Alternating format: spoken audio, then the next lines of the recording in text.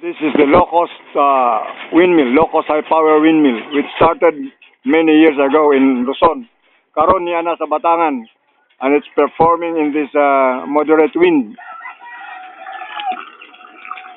Oh, ang tubig, oh.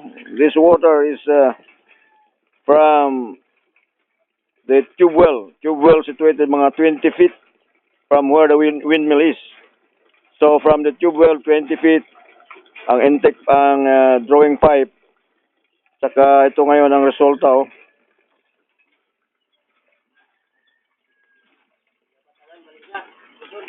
This model is in Batangan, Valencia, Bukidnon, and we are supporting Galario and the famous LYNARD ALLAN BIGCAS for governor.